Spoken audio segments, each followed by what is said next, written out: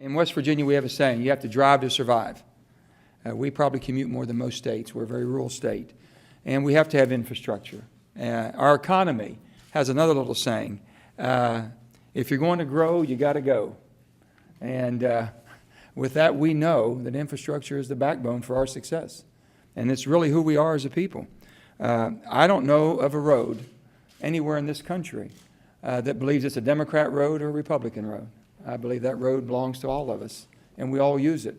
So when Secretary LaHood says that he doesn't know of any instance when infrastructure hasn't been bipartisan, I agree with him. If there's one thing that should be bipartisan, it's an infrastructure, because everybody needs it. There's not a person up here, 535 of us, that doesn't have a need in our area, where there's a road, a bridge, water line, or sewer line, something that needs to be repaired, fixed, or built. We all have that.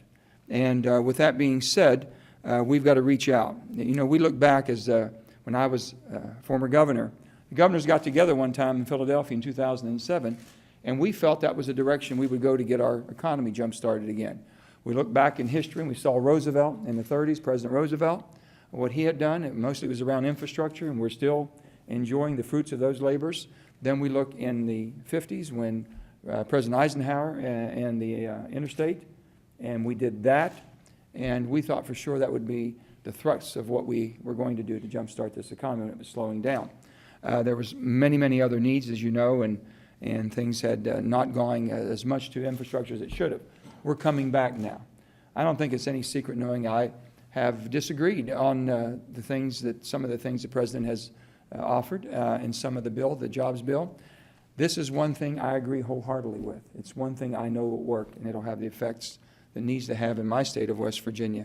I told him, this is the only thing I know right now, that if you invest the money, and I don't mean spend, but invest the money in infrastructure, you'll have an American building it, you'll have Americans spending the money, and you have America benefiting by it. There's not another thing I know that we can do right now to make sure that all that happens right here in this great country. So that's why I'm totally enthused about this. I do know that we have some challenges here. The challenge is how you're going to pay for it. We know that as we've put forth, paying for it with the 0.7%, which I agree with, is not going to fly with our colleagues. And in a bipartisan effort, we should be reaching out, finding different things.